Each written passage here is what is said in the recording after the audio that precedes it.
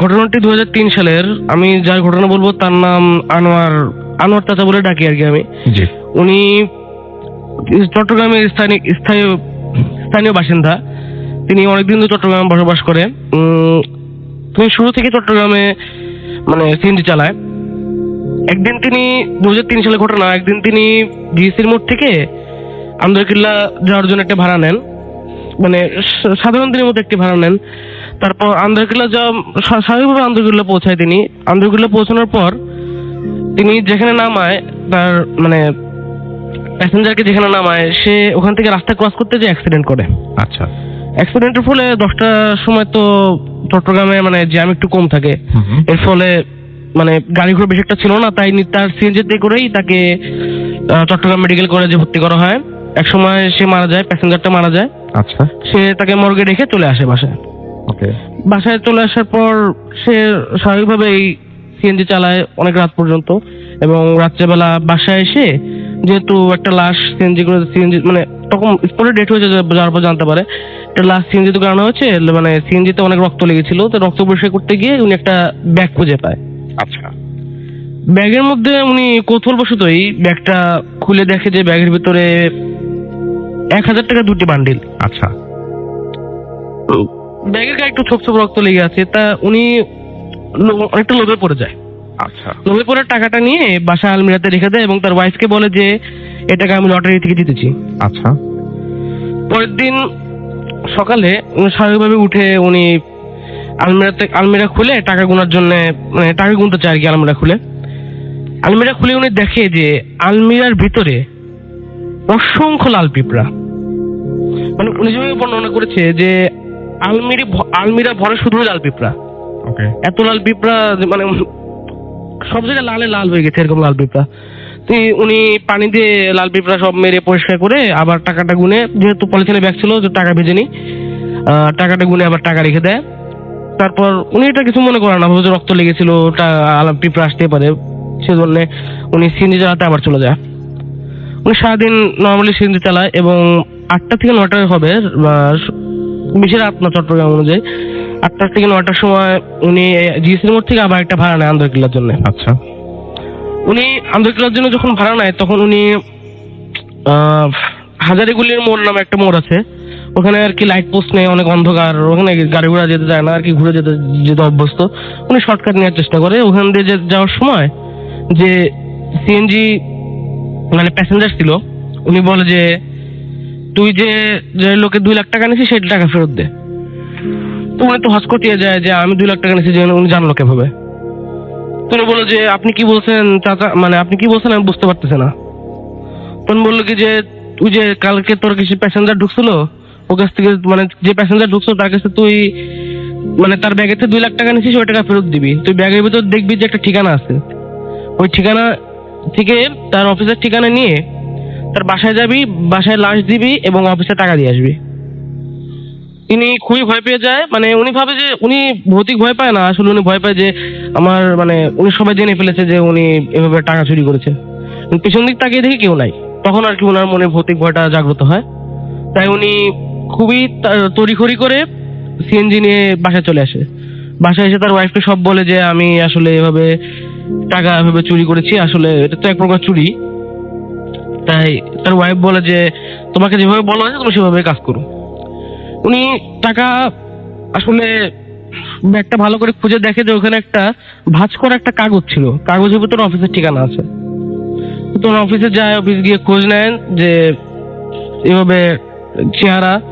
খোঁজ নেওয়ার পরে তাকে পেয়ে যায়, তার বাসায় গিয়ে মর্গ থেকে লাশ নিয়ে মানে বাসায় হস্তান্তর করে এবং টাকাটাও অফিসে দিয়ে আসে।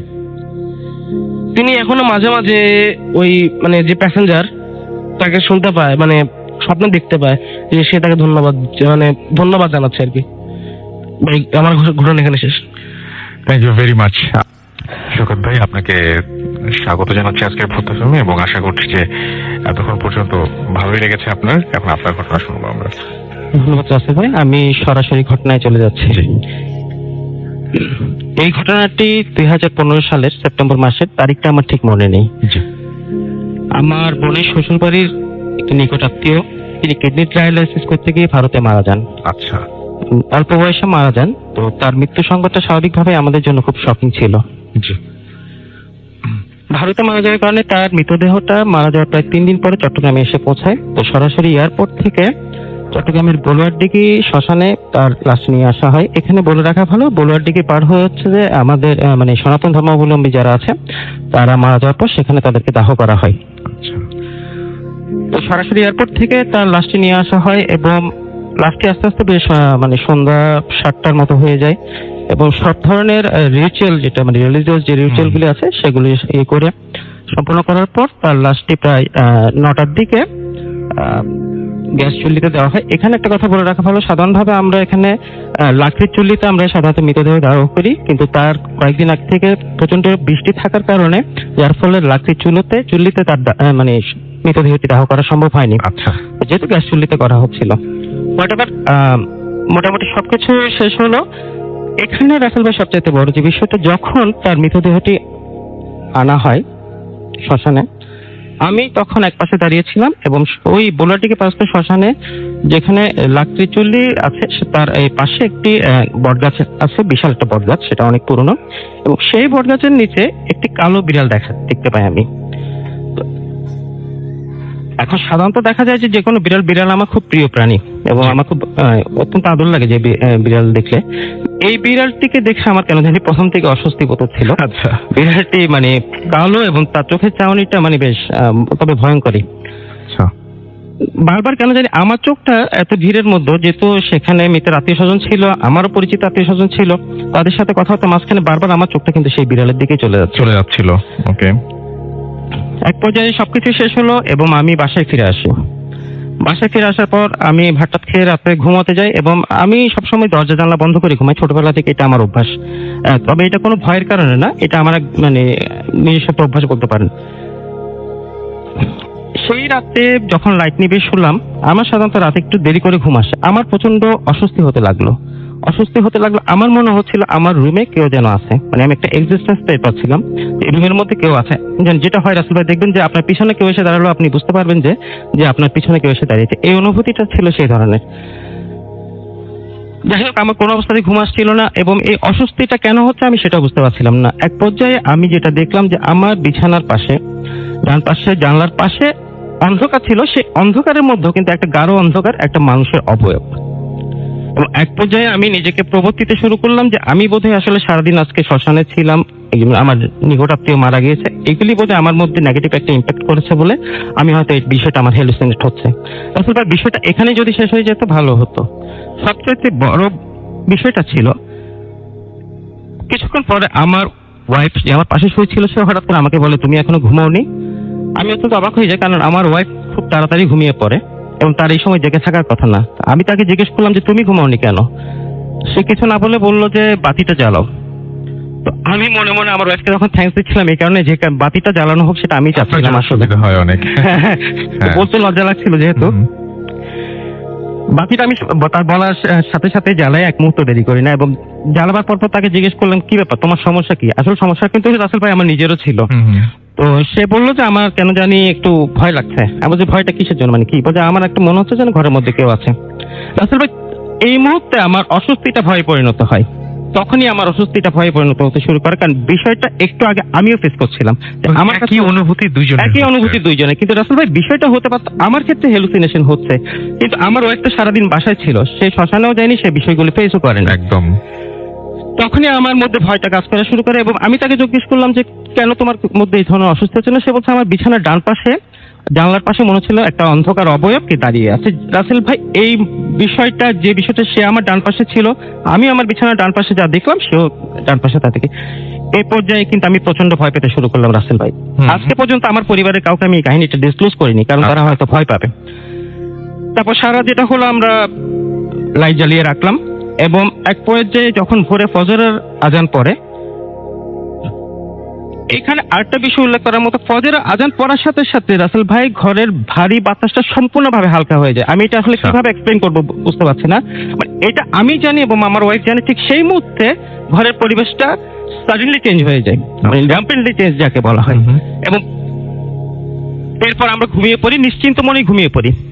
সমস্যা হয় না তারপরে, এরপর আর কোনো সমস্যা হয় না। কিন্তু রাসেল ভাই, আমি নিজেকে কোন অবস্থাতেই ভীতু দাবি করবো না, কারণ আমি জীবনে অনেক ঘাত প্রতিঘাত মুখোমুখি হয়ে আজকে জীবনে এই অবস্থায় এসেছি। কিন্তু সেই দিনের পর থেকে আজকে পর্যন্ত আমি রাতে একা রুমে শুতে ভয় পাই। এখনো পর্যন্ত আমি রাতে একা শুতে ভয় পাই। তারপরে আপনার সেই দিনের সবচেয়ে বড় ধাক্কাটা লেগেছে যে আপনি না হয় শ্মশানে গিয়েছিলেন, আপনার সাথে না হয় অস্বাভাবিক লেগেছে একটা, মানে আমি একটা কালো বিড়ালকে দেখেছি বা এগুলো আমার সাইকোলজিক্যালি আমার প্রবলেম হতে পারে। বাট যখন আপনি বাসায় আসলেন আপনি তো কোনো কিছু শেয়ার করেননি, আপনার ওয়াইফ হঠাৎ করে, এবং শেয়ার করার মতো সময় তো পাওয়া যায়নি, রাইট, এবং তিনি যখন ভয় পেতে শুরু করলেন তখন আপনার মেইন খটকাটা লাগলো যে ও কেন ভয় পাবে, আমি তোর সাথে কোনো কিছু শেয়ার করলাম না, তার মানে সেখানে something was happening that day. একদম। রাসেল ভাই, আমার জীবনে আরো অনেক ছোটখাটো ঘটনা আছে, তবে সেই দিনের ঘটনাটা সবচাইতেই ভয় ছিল। আমি জানি না শ্রোতারা কতটুকু ভয় পাচ্ছে, তবে আমি একটু শ্রোতাদেরকে বলবো এই ঘটনাটা আসলেই ভয়ঙ্কর ছিল। এবং আরেকটা কথা রাসেল ভাই আমি বলি, যেটা শেষ করবো, যে এই ভূত এফএমটা একটা সময় ছিল যখন খুব মজা করার জন্য শুনতাম, কিন্তু এখানে বিভিন্ন কাহিনী শুনতে শুনতে আমার মনে হয়েছে ভূত এফএমটা একটা বিশাল প্ল্যাটফর্ম, যে প্ল্যাটফর্মে আমরা এসে আমাদের কথাগুলি শেয়ার করতে পারছি, যেটা যে কোনো জায়গায় গিয়ে শেয়ার করা সম্ভব হয় না। লোকজন হাসাহাসি করে, অনেকে স্মার্টনেস দেখাতে গিয়ে এগুলিকে ইগনোর করতে চায়, তখন স্বাভাবিকভাবেই নিজের কথাগুলি, মনের কথাগুলিকে চেপে চলে আসতে হয়। রেডিও ফুর্তি কর্তৃপক্ষকে এবং ভূত এফএম কর্তৃপক্ষকে এই কারণেই ধন্যবাদ দিচ্ছি, এখানে এসে আমরা আমাদের মনের কথা শেয়ার করতে পারছি। এবং এই ভূত এফএম এ অনেক কাহিনী শুনেছি যেগুলো আমার ঘটনা থেকে অনেক বেশি ভয়ঙ্কর, কিন্তু তারা আজকে রেডিও ফুর্তির এই ভূত এফএম অনুষ্ঠানের মাধ্যমে সবার কাছে ঘটনাটা শেয়ার করতে পেরেছে। এই জন্য রেডিও ফুর্তি কর্তৃপক্ষ, আপনাকে এবং ভূত এফএম কর্তৃপক্ষকে অসংখ্য অসংখ্য ধন্যবাদ। এবং কোটি কোটি দর্শক, এই দর্শক বলবো না, কোটি কোটি শ্রোতা এই অনুষ্ঠানটা শুনে, এবং বাংলাদেশের সবচাইতে জনপ্রিয় রিয়েলিটি শো এই মুহূর্তে আমি বলবো। তো এই অনুষ্ঠানটির জন্য আমার শুভেচ্ছা থাকলো, সবাইকে ধন্যবাদ, ভালো থাকবেন। Most welcome. আপনার নামটা প্লিজ আরো একবার সবাইকে বলবেন, তারপর আপনার ঘটনাটা শুরু করবো আমরা। এক সেকেন্ড, আরেকবার। থ্যাংক ইউ রাসেল ভাই। আমি ইকবাল হাসান সোহাগ বলছিলাম। আমার যে সেকেন্ড ঘটনাটা সেটা হচ্ছে যে 2010 সালের এটা একটা ঘটনা। আমি কোনো একটা কাজে নাটোরের নাজিরপুর নামের একটা গ্রামে যাই, সেখানে হচ্ছে যে সেই কাজটা সারি আমি। তো নাটোর থেকে নাজিরপুর যাওয়ার সময় একটা বিল পড়ে। নাটোর থেকে নাজিরপুর যাওয়ার যে ডিস্টেন্স অলমোস্ট 45 কিলোমিটার। তো এর মাঝখানে একটা যে বিল আছে, এই বিলটার নাম হচ্ছে চাকুল বিল। এই চাকুল বিলের ঠিক মাঝামাঝি এই যে রাস্তাটা, এই রাস্তাটার ঠিক মাঝামাঝি পজিশনে হচ্ছে যে একটা ইয়ে আছে, ছোট্ট যে কালভার্ট ব্রিজ যেটাকে বলে, সেতু, অল্প ছোট করে যে সেতুগুলা থাকে, এই সেতু একটা আছে। ঘটনাটা হচ্ছে আমি যখন নাটোর নাজিরপুর থেকে ফিরে আসছিলাম কাজ শেষে, তখন অলমোস্ট রাত্রি হয়ে গেছিল, চাঁদনি রাত ছিল, চাঁদের আলো ছিল, আর দূর পর্যন্ত, অনেক দূর পর্যন্ত দেখা যাচ্ছিল, ফাঁকা ছিল। বিল সম্ভবত ফাঁকাই হয়, একেবারে অনেক ফাঁকা, আর মাঝখান দিয়ে রাস্তা, চাঁদনি রাতে দেখা যাচ্ছিল। তো আমি গ্রামের পথে যেই গাড়িগুলো চলে, আই মিন যেটা ওই যে কি ভুটভুটি বলে যেটাকে, বা হচ্ছে নসিমন যেটাকে বলে, তো এগুলোতে করে আসছিলাম। তো আমার পাশে একজন বৃদ্ধ লোক বসেছিলেন, আমি ওনার সাথে গল্প করছি, অনেকটা রাস্তা, অনেকটা পথ, এই জন্য ওনার সাথে গল্প করছিলাম। গল্প করতে করতে উনি একটা আমাকে প্রিয় লিসেনার, স্বাগতম ভূত এফএম ইউটিউব চ্যানেলে। এখানে আপনারা শুনতে পারবেন ভৌতিক বিভিন্ন ধরনের গল্প। প্রতিদিন রাত 9টাতে সেখানে ভিডিও আপলোড করা হয়। নতুন নতুন ভিডিও পেতে চ্যানেলটিকে সাবস্ক্রাইব করে রাখবেন। এই রাস্তাটার একটা সত্য ঘটনাটা আমাকে বলেন। এই ঘটনাটা ঘটে এই নাজিরপুর গ্রামেরই।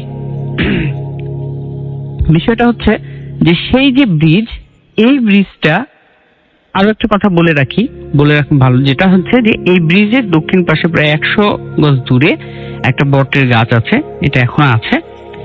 তো ঘটনা যেটা, সেটা হচ্ছে কি যে অনেক বছর আগে একজন ভাই তার নিজের বোনকে জমি জমার জের ধরে হচ্ছে জবাই করে এই ব্রিজের নিচে ফেলে যায়। আচ্ছা। এই ব্রিজের নিচে যখন ফেলে যায়, পরের দিন হচ্ছে কি যে পুলিশ যখন আসার পরে এই লাশগুলাকে নিয়ে যাওয়ার জন্য একজন ভ্যানওয়ালাকে তারা হায়ার করে। আর এই ভ্যানওয়ালাটা ছিল হচ্ছে যে এই নাজিরপুর গ্রামের। আচ্ছা। উনি অ্যাজ ইউজুয়াল উনি লাশটাকে সুন্দর করে হচ্ছে পাটি দিয়ে পেঁচিয়ে উনি ভ্যানের উপরে তুলে নেয়। তোলার পরে তিনি অ্যাজ ইউজুয়াল থানায় চলে যান। থানায় চলে যাওয়ার পরে লাশ দেওয়ার পরে তিনি চলে আসেন, তিনি কাজ করছেন, কোনো সমস্যা হচ্ছে না। একদিন রাত্রে শুধুমাত্র ঘটনাটা ঘটে তার সাথে ঘটনাটা ঘটে, প্রথম শুরু হয় তার সাথেই। একদিন রাত্রে, অনেক রাত্রে তিনি হচ্ছে কাজ শেষ করে বাড়ি ফিরছিলেন। বাড়ি ফেরার পথে তিনি ওই যে বটগাছ তলায় যখন হচ্ছে সে আসে, তখন কোন একটা ছোট বাচ্চা মেয়ের কান্না শুনতে পায়। সো অ্যাজ ইউজুয়াল এত রাত্রে হচ্ছে কি যে কোনো একটা মেয়ে যদি কান্না করে, একজন লোক স্বাভাবিকভাবে প্রশ্ন করতেই পারে কে ওখানে। তিনিও সেভাবেই করেছিলেন, কে ওখানে, কাঁদছো কিসের জন্য, কোথায় যাবা, এইভাবে অনেক ধরনের প্রশ্ন করে। ওখান থেকে শুধুমাত্র একটাই আওয়াজ আসে, আমি নাজিরপুরে যাব। তখন সেই ভ্যানওয়ালা লোকটি তখন বলে যে আচ্ছা ঠিক আছে, তুমি আমার সাথে চলো। এই বলে লোকটি ভ্যান থেকে নেমে সুন্দরভাবে হাতটা বাড়িয়ে দেয় যে তুমি আমার সাথে আসো। আশ্চর্য বিষয় এই জায়গায় যেটা হচ্ছে যে উনি কি করে, ভ্যানওয়ালা ওই মেয়েটির হাত ধরবে কিনা, ওই মেয়েটি ভ্যানওয়ালার হাতটা ধরে নেয়। ধরার পরে খুব জোরে চাপ দিয়ে ধরে এবং টান দেয়। তখন ভ্যানওয়ালা বুঝে কি, মানে ভ্যানওয়ালা ভাবে যে এটা আসলেই অন্য কিছু, এটা মানে ছোট বাচ্চা না। তিনি খুব দ্রুত হাতটা ছেড়ে তিনি হচ্ছে কি যে ভ্যান নিয়ে ওখান থেকে তাড়াতাড়ি সরে যাওয়ার চেষ্টা করেন।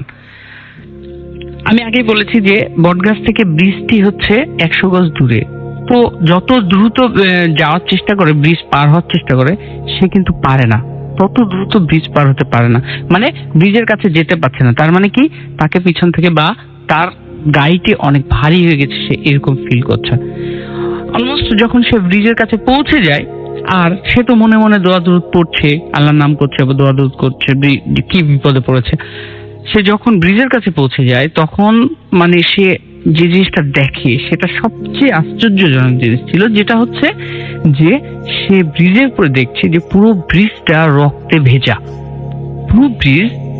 ভেজা, এবং সেই মেয়েটাকে জবাই করা হয়েছিল, সেই মেয়েটা একেবারে সেই মেয়েটার কাটা মাথাটা ব্রিজের মাঝখানে, আর যে তার শরীরটা ছিল, মাথা ছাড়া যে শরীরটা, এই শরীরটা ব্রিজের দুপাশে যে রেলিংটা থাকে, এই দুই রেলিং এর উপরে পা দিয়ে দাঁড়িয়ে আছে। আচ্ছা, সে এই জিনিসটা দেখার জন্য সে একেবারে প্রস্তুত ছিল না। তারপরে সে খুব করে দোয়া দরুদ পড়তে থাকে, পড়তে আস্তে আস্তে এগিয়ে যায়। এগিয়ে যেতে মানে এতটাই শক্তি দিয়ে সে করছে। তখন সে বলিষ্ঠ একজন মানুষ, তারপরে এতটা শক্তি দিয়ে সে ভ্যানটাকে টেনে নিয়ে যাচ্ছে। যাওয়ার পরে আস্তে আস্তে যখন সে ব্রিজটা পার হয়ে যায়, ব্রিজ পার হওয়ার পরে সে তখন ভ্যানের উপর উঠে চালানোর চেষ্টা করে, খুব শক্তি দিয়ে সে চালানোর চেষ্টা করে, কিন্তু সে শক্তি দিয়ে চালানোর চেষ্টা করেও সে পারছে না। মনে হচ্ছে সে মানে এমন ভাবে যে তার ভ্যানের উপরে অনেক মালামাল আছে, যেন তার ভ্যান অনেক ভারী হয়ে গেছে। সে এই যে ব্রিজ থেকে সে কোনোভাবে ব্রিজটা পার করে এই যত ডিস্টেন্সটা বাড়ছে, তার একটু করে গতিটা আসছে। যখন একটু ডিস্টেন্সটা বেশি হয়ে গেল, তখন দেখছে কি যে তার ওই ভ্যানের উপরে ওই মেয়েটা বসে আছে, ওই কাটা মাথাটা হাতে নিয়ে, আর বলছে যে তোর মায়ের দোয়া ছিল তুই আজকে বেঁচে গেলি। সে সজোরে ভ্যান চালিয়ে মানে খুব শক্তি দিয়ে ভ্যান চালিয়ে সে বাড়ি পর্যন্ত যায়। বাড়ির উঠানে যে সে চিৎকার করে পড়ে যায় এবং অজ্ঞান হয়ে যায়। পরের দিন সে মানে তার বিছানায় তাকে আবিষ্কার করা হয়। সে বলে যে এমন একটা পজিশন ছিল, সে যখন বলল যে আমি এই জিনিসগুলো দেখেছি, এই জিনিসগুলো আমার সাথে ঘটেছে। তো সবচেয়ে বড় বিষয় যে উনি এরপর থেকে ভ্যান চালানো ছেড়ে দিয়েছিল, আর অনেকটা দিন তিনি হচ্ছে বিছানাগতভাবে অসুস্থ ছিলেন। অসুস্থ থাকার পরে তিনি ভ্যান চালানো যখন ছেড়ে দেন, অ্যাজ রেজাল্ট তিনি পরে স্বাভাবিক মৃত্যুবরণ করেন। কিন্তু ওই যে ঘটনাটা এখনো নাকি অনেক রাত্রে কেউ যদি ব্রিজ যায়, তো এখনো কিছু ঘটনা ঘটে। এটাই ছিল আমার ঘটনা। Thank you very much. আমরা পরবর্তী থেকে পেয়ে গেছি এবং তার কাছ থেকে আমরা একটা ঘটনা শুনে আসবো। আপনার নামটা প্লিজ একটু বলবেন, তারপর আপনার ঘটনায় যাবো আমরা। Hello listeners, I am Sabbir from Nakalpara. ভাই আমার স্টোরিটা উত্তরখানের, জি। এক্সাক্ট প্লেসটা বললাম না ভাই। স্টোরিটা আমার নিজের না, আমার শোনা, আমার কাজিন হাসানের ফ্রেন্ড তান্নার থেকে শোনা স্টোরি। স্টোরিটা একটা হাসপাতাল নিয়ে। 1987-এ রোজ নামের একজন ইংল্যান্ডের নাগরিক বাংলাদেশে আসে তার 3 বছরের সন্তান রবার্টকে নিয়ে। আচ্ছা। এখানে তাদের দেখাশোনা করার মতন কেউ ছিল না, তাই রোজ এখানে জসিম নামের একজন ভদ্রলোককে, উত্তরখানের স্থানীয় একজন ভদ্রলোককে বিয়ে করেন। তারা কেন এসেছিলেন? তার হাজবেন্ড মারা গিয়েছিল, তো তাদের আসার কারণে একটাই হতে পারে, তাদের আর কেউ ছিল না ইংল্যান্ডে, আচ্ছা। তাই তারা বাংলাদেশে এসে পড়েছিলেন। তো জসিম নামে একজন লোককে বিয়ে করেন। 2-3 বছর পরে তাদের একজন সন্তান হয়, ছেলে সন্তান। 2-3 বছর পর থেকেই জসিম রবার্টকে অপছন্দ করা শুরু করেন। 2-3 বছর যায় আরো। রবার্ট, হ্যাঁ বলেন, আপনি বলেন। 2-3 বছর যায়। রবার্টের বয়স যখন 7-8 বছর, তখন রোজ তার ছোট ছেলেকে নিয়ে একটু বাইরে যায়। জসিম রবার্টকে নিয়ে বাসায় একা থাকে। তো সেই সময় জসিম রবার্টকে মার্ডার করে, বাট মার্ডার করার স্টাইলটা খুব ভিন্ন ছিল। জসিম রবার্টের 2 হাত কেটে বাড়ির এক স্থানে পুঁতে দেয়, 2 পা কেটে অন্য স্থানে পুঁতে দেয়, আর মাথাটা আরেক স্থানে পুঁতে দেয়। 3 স্থানে, বাট বাকি বডির কি হয়েছে কেউ জানে না।